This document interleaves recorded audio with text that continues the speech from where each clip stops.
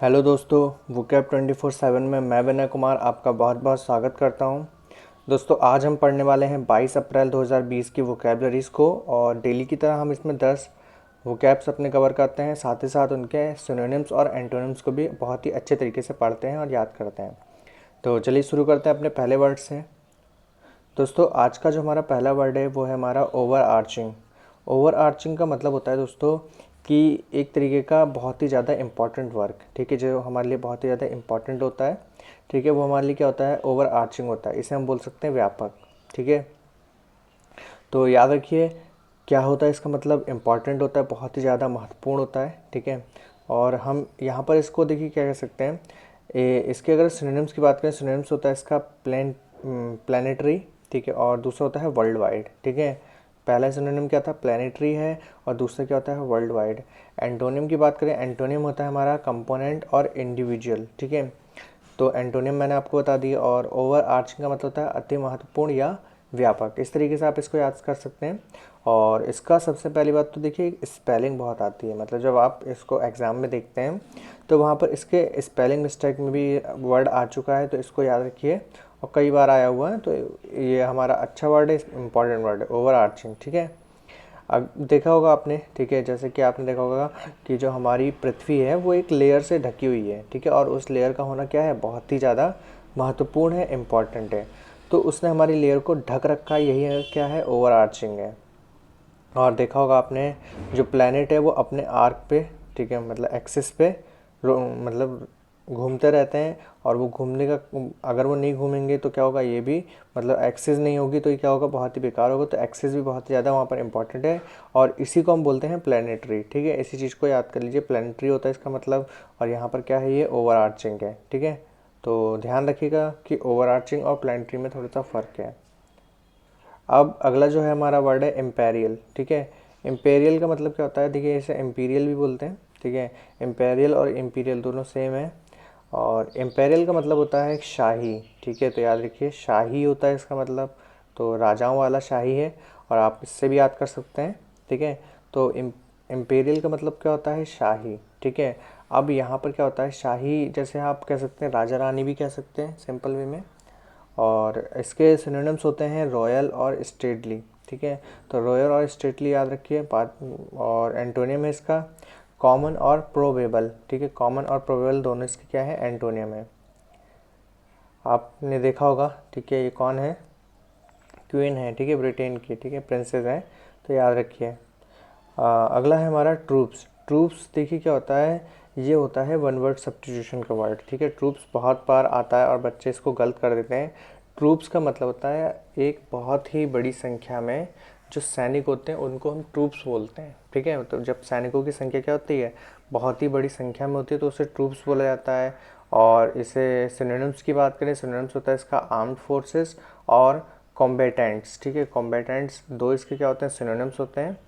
Antonym होता है इसका इंडिविजुअल और एक होता है वन, ठीक है। तो याद रखिए इंडिविजुअल और एक होता है वन, ये इसके दो एंटोनियम होते हैं। अगर हम इम्पोर्टेंट की बात करें तो आप इसको कॉम्बेटेंट और आर्म फोर्स याद रखिए बस, और ज़्यादा याद रखने की ज़रूरत नहीं है। बाकी आप इसको ऐसे याद कर सकते हैं कि ट्रूप्स, अगर आपको याद हो गया कि ट्रूप्स का मतलब होता है बहुत बड़ी संख्या में, ठीक है, तो बहुत ज़्यादा संख्या होगी तो जाहिर सी बात है उसका अपोजिट वन ही होगा, ठीक है, और इंडिविजुअल ही होगा। देखा होगा आपने, बहुत बड़ी संख्या में सेना आक्रमण करती है या सेना कहीं मतलब देखा होगा जाती है, ठीक है, तो वहाँ पर क्या होती है, तैनाती के लिए जब जाती है तो उसे ट्रूप्स बोला जाता है। अगला जो वर्ड है हमारा ये है पेरीफेरी। पेरीफेरी का मतलब होता है उपनगर, ठीक है, उपनगर। जैसे कि आप कोई नगर है और उस नगर के, ठीक है, जो बड़ा बड़ा नगर होता है उससे बोलते हैं उपनगर, ठीक है। जैसे हमारा, जैसे मान लीजिए कि कोई शहर है, ठीक है, जैसे हम क्या कर रहे हैं यहाँ पर बात कर देते हैं बरेली की, ठीक है, बरेली है। और हम लोग कहाँ निवास करते हैं, इज्जत नगर में, ठीक है। तो इज्जत नगर क्या है, हमारा नगर है, और बरेली हमारा उपनगर हो गया, ठीक है। इस तरीके से यहाँ पर चलता है। तो यहाँ पर क्या है, पेरीफेरी। पेरीफेरी का मतलब भी देखिए एक तरीके से क्या होता है, आप इसको याद सकते, पेरीफेरी को आप उससे याद कर लीजिए, मैं बता रहा हूँ। पेरीफेरी को आप उससे याद कर सकते हैं पेरीमीटर से, ठीक है। तो पेरीमीटर क्या होता है, सब चारों तरफ से होता है, ठीक है। इसको हम बोल सकते हैं सरकमफेरेंस, ठीक है, इस तरीके से याद कर लीजिए। तो एक ये है इसका सिनोनिम एज होता है और एक होता है मार्जिन, ये दोनों इसके सिनोनिम्स होते हैं। एंटोनियम होता है सेंटर और इनसाइड, ये दोनों इसके एंटोनियम होते हैं, ये भी इंपॉर्टेंट वर्ड है। आपने ये भी देखा होगा, ठीक है, यहाँ पर आप देख सकते हैं एग है और ये क्या है, योल्क है, और ये क्या है, इसका वाइट वाला पार्ट है। तो यहाँ पर देखिए इसको ये कवर करे रहता है, ठीक है, तो ये क्या है, पेरीफेरी है, ठीक है। अगला है हमारा वर्ड डिटॉर। डिटॉर का मतलब होता है टेढ़े मेढ़े रास्ते। क्या होता है, टेढ़े मेढ़े रास्ते, और टेढ़े मेढ़े रास्ते जो कंफ्यूज करते हैं, ठीक है, ये होता है डिटॉर, ठीक है। तो टूर से याद कर लीजिए इस वर्ड को, ठीक है, टूर आ रहा है, टूर आप कब जाते हैं, रास्तों से होकर जाते हैं। तो जब टूर में आपको टेढ़े मेढ़े रास्ते मिलते हैं तो क्या हो जाता है, वो डिटूर हो जाता है। सिनोनिम्स होता है इसका डेविएशन और डाइवर्जेंस, ठीक है, क्या होता है, डेविएशन और डाइवर्जेंस, इसके दो सिनोनिम्स होते हैं। एंटोनिम्स की अगर बात करें, एंटोनिम्स अगर यहाँ पर देखें तो एग्रीमेंट है और क्या है, नॉर्मेलिटी है। एग्रीमेंट और नॉर्मेलिटी, ये दो एंटोनिम्स है। देखिए यहाँ पर डिटोर का मतलब मैंने बताया टेढ़े मेढ़े रास्ते, और एक होता है डिटोरस, ठीक है। तो डिटोरस में जब रास्ते क्या होते हैं, टेढ़े मेढ़े प्लस कई जगह जाते हैं, उसे कहते हैं डिटोरस, ठीक है। एक अगला जो वर्ड हमारा है क्या है, स्पुर, ठीक है। स्पुर का मतलब क्या होता है, प्रेरणा। क्या होता है, प्रेरणा, ठीक है। तो देखिए क्या होता है, कोई किसी की प्रेरणा ले ले, ठीक है, जब प्रेरणा होता है इसका मतलब, ठीक है, तो हम इसको बोलते हैं स्पुर। और स्पुर का एक और मतलब निकलता है जिसका मतलब होता है उकसाना, ठीक है, उकसाना। तो देखिए उकसाना और प्रेरणा दोनों में थोड़ा सा फ़र्क होता है कि प्रेरणा हम अपने आप लेते हैं और उकसाए किसी दूसरे के द्वारा जाते हैं, ठीक है। जैसे कि आप ये देख रहे हैं कि यहाँ पर क्या हो रहा है, ये प्रेरणा के द्वारा क्या हो रहा है, ये चल रहा है, ये जो गियर है ये प्रेरणा के द्वारा चल रहा है, ठीक है। तो अब आप लगा लीजिए कौन सा किसके थ्रू चल रहा है, तो ये एक दूसरे के सहारे भी चल रहे हैं, इसको क्या कहेंगे, स्पुर कहेंगे। इसके अगर हम सिनोनिम की बात करें, सिनोनिम्स होता है इसका एक्टिवेशन, क्या होता है, एक्टिवेशन और गूज, ये दोनों इसके सिनोनिम्स होते हैं। और एंटोनियम से इसका यहाँ पर ब्लॉक है और डेटरेंट है। तो यहाँ पर आपका डेटरेंट इंपॉर्टेंट वर्ड है, ठीक है, इसको याद रखिए, डेटरेंट बहुत ही इंपॉर्टेंट वर्ड है। और आगे देखते हैं, देखा होगा आपने पैर, ठीक है, सॉरी, जो आपका पैर होता है, ठीक है, पैर में क्या होता है, स्पुर कहाँ पर होता है, ये जो एड़ी होती है यहाँ पर आपको स्पुर मिलता है, ठीक है। तो यहाँ पर क्या होता है, प्रेरणा, ठीक है, आपने प्रेरणा सीखा ना, प्रेरणा की वजह से आप चल पाते हैं, आगे बढ़ पाते हैं, और पैर की वजह से भी आप क्या करते हैं, चल पाते हैं, आगे बढ़ पाते हैं। तो इसी तरीके से आप याद करिए इस चीज़ को, ठीक है, इंपॉर्टेंट वर्ड है, देखा होगा। तो यहाँ पर क्या होता है, ये होती है आपकी स्पुर, ठीक है, इसको भी याद रखिए, ठीक। अगला है हमारा अमेनिटी, ठीक है, तो ये है हमारे अमन वर्मा, ठीक है। तो इससे याद रखिए अमेनिटी, अमन वर्मा। और ये कैसे हैं, आपने देखा होगा, अमेनिटी मतलब काफ़ी ज़्यादा सुख सुविधाओं में रहते हैं। तो अमेनिटी का मतलब होता है सुख सुविधा, ठीक है, तो इसको याद रखिए। अमेनिटी का मतलब क्या होता है, सुख सुविधा होता है। सिनोनिम्स होते हैं इसके फैसिलिटी और कॉन्वीनेंस, ठीक है, क्या होता है, फैसिलिटी और कॉन्वीनेंस, ठीक है, दो इसके सिनोनिम्स से दोनों इंपॉर्टेंट है। एंटोनिम्स होता है इसका डैमेज, लॉस और इंजरी, ठीक है।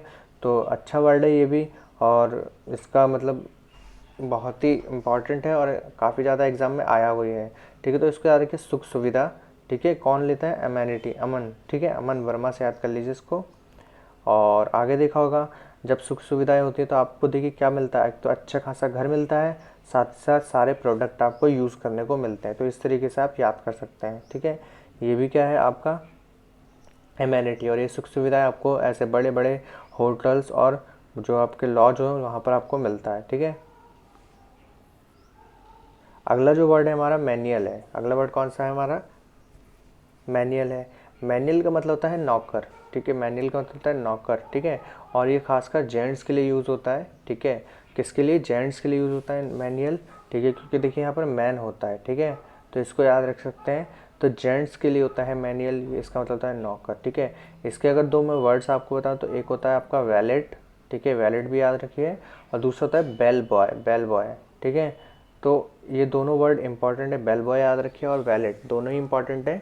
सिनोनिम्स की बात करें, सिनोनिम्स होता है अनस्किल्ड, लोली और हम्बल, ये दोनों चीज़ क्या होती हैं, ये तीनों इसके सिनोनिम्स होते हैं।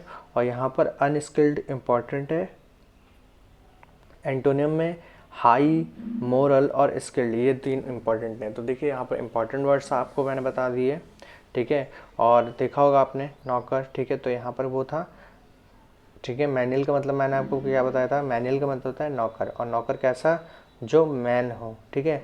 तो यहाँ पर ये जो सर्वेंट ये क्या कह रही है, मैं नहीं, ठीक है, ये कह रही है मैनुअल मैं नहीं हूँ, ठीक है। तो इस तरीके से याद करिए कि लड़की नहीं होती है, कौन होता है, लड़का होता है, ठीक है। तो मैनुअल।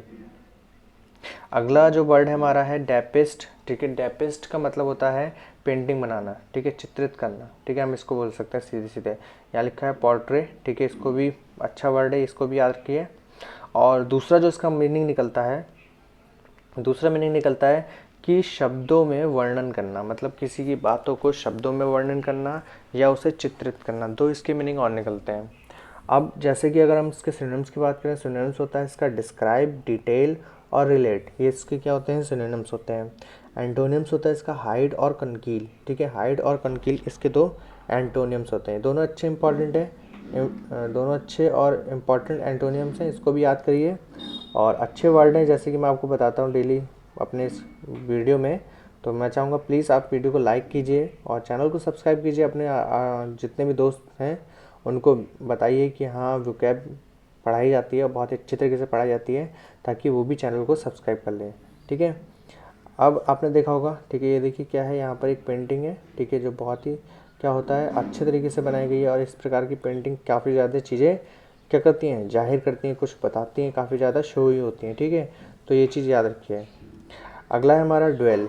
ड्वेल को आप वेल से याद कर सकते हैं, किससे याद कर सकते हैं, वेल से। वेल मतलब क्या होता है, कुआं, ठीक है। और ड्वेल मतलब होता है ध्यान केंद्रित करना। तो देखिए आजकल इन चीज़ों की बहुत ज़्यादा मतलब क्या हो रहा है, ये ख़त्म से होते चले आ रहे हैं। और कहीं कहीं पे जो पुराने गांव हैं आप या पुरानी जगह हैं, वहाँ पर आप इन चीज़ों को देख सकते हैं, ठीक है। तो होता क्या है, जैसे ही आप इन चीज़ों को देखते हैं तो वहाँ पर आपका क्या होता है, ध्यान केंद्रित हो जाता है कि देखो कुआं कुआं कुआं, इस तरीके से हम क्या करते हैं, ध्यान केंद्रित हो जाता है तुरंत, जैसे ही आप किसी अच्छे कुएं को देखते हैं। तो होता क्या है, ये चीज़ें अब है नहीं। और ड्वेल का मतलब क्या होता है, ध्यान केंद्रित करना, ठीक है। अब ड्वेल के अगर मैं दूसरे मीनिंग की बात करूँ तो दूसरे मीनिंग का मतलब होता है समय बिताना, ठीक है।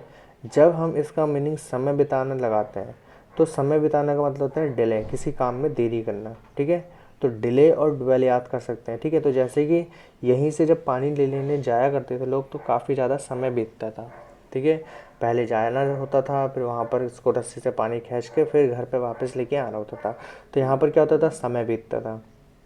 और इसका जो तीसरा मीनिंग निकलता है ड्वेल का, ठीक है, तीन मीनिंग मैंने आपको बता दिया। ड्वेल का तीसरा जो मीनिंग निकलता है वो होता है आपका बसना, ठीक है। बसना मतलब सेटल हो जाना, ठीक है। सेटल याद कर लीजिए आप, ठीक है। सेटल भी क्या है, इंपॉर्टेंट है काफ़ी, इसको याद रखिए, बसना या सेटल हो जाना।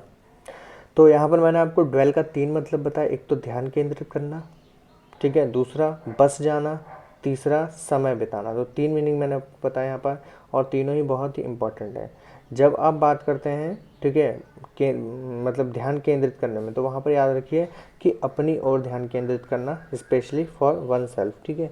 तो यहाँ पर देखो आपके कई सारे इसके सिनोनिम्स मिलते हैं, रिसाइड, लिव और कंटिन्यू।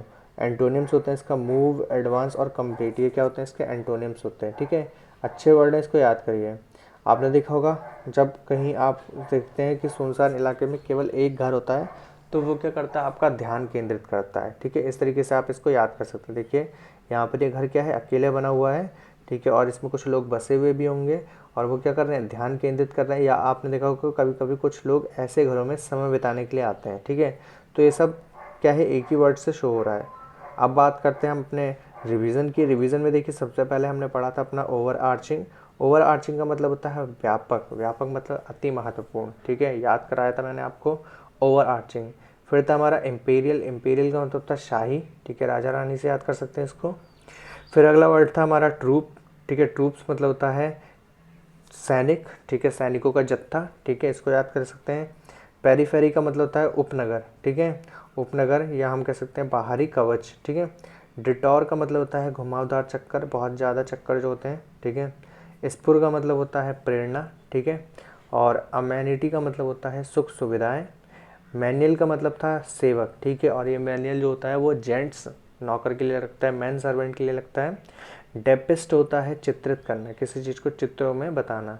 फिर ड्वेल है आपका ध्यान केंद्रित करना। तो इस प्रकार के जो आपके वर्ड थे मैंने आपको बताए, ठीक है। और उम्मीद करता हूँ आपको वीडियो अच्छा लगा होगा। अगर आपको वीडियो अच्छा लगा है तो प्लीज़ मेरी वीडियो को लाइक कीजिए और चैनल को सब्सक्राइब कीजिए, ठीक है।